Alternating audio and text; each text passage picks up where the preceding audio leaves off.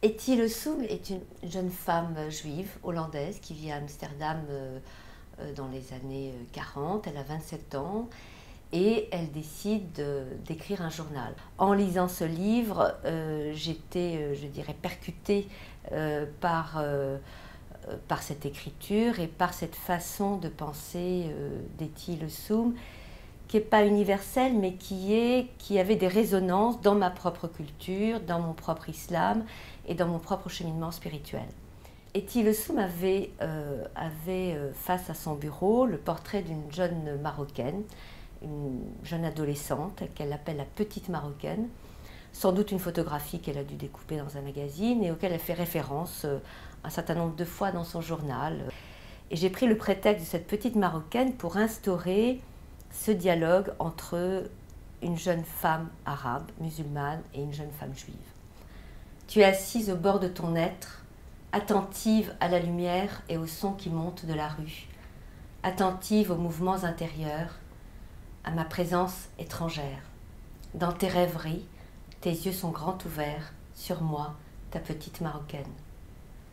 Et ce dialogue entre les deux, je l'ai voulu, enfin c'est pas moi qui l'ai voulu, c'est vraiment Etty, c'est la langue d'Etty que j'ai un peu reprise, une langue très poétique, une langue intelligente, extrêmement intelligente, mais d'une intelligence très sensitive, ou alors une sensibilité intelligente, c'est-à-dire qu'elle Etty écrit avec son corps, son sexe, son cœur et son esprit. Et puis un jour, Etty part à Westerbork, et en juin 1943, elle ne revient plus.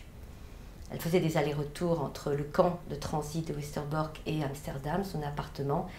Et puis un jour, en juin, elle ne revient plus. Et elle est donc elle est envoyée à Auschwitz en septembre 1943. Et 3 mois plus tard, en novembre 1943, elle disparaît à Auschwitz. Elle est morte à Auschwitz. Ça, c'était cette première partie que je voulais et qui est essentielle pour comprendre cette complémentarité, ou je dirais ces correspondances entre la spiritualité d'Etty et la spiritualité de l'islam. Et il y a une deuxième partie, c'est une autre attentive, une autre Marocaine, une jeune étudiante marocaine à Paris, qui découvre Etty Le Soum et qui la lit. Et elle est complètement émue, elle est complètement retournée par cette lecture, à deux titres. D'une part par le contenu de ce journal, mais aussi parce qu'elle vit des événements autour d'elle qui vont venir percuter sa lecture. Il y a toutes les révolutions arabes, il y a la guerre entre juifs et musulmans, il y a l'avenir de la démocratie chez les peuples arabes, il y a cette défiguration du spirituel et du religieux, donc elle est emprise à toutes ces questions terriblement contemporaines, et sa lecture d'Etty va l'aider à essayer de comprendre ce qu'il en est peut-être pour elle de son destin singulier et du destin de son peuple arabe et musulman. Etty Le Soum utilise beaucoup le terme de destin de masse, le destin juif, le destin du peuple juif, quand elle comprend notamment cette question de l'extermination. Et la petite Marocaine se dit par analogie, puisqu'elle est aussi dans une forme d'apprentissage, c'est quoi le destin de mon peuple arabe? Je veux penser, ou tenter de penser ce qui m'arrive, à moi, au peuple arabe et musulman auquel j'appartiens, et ce qui arrive aussi tout autour, aux autres peuples qui nous observent, tels les derniers monstres nés de l'histoire. Je vais dialoguer avec toi, Etty.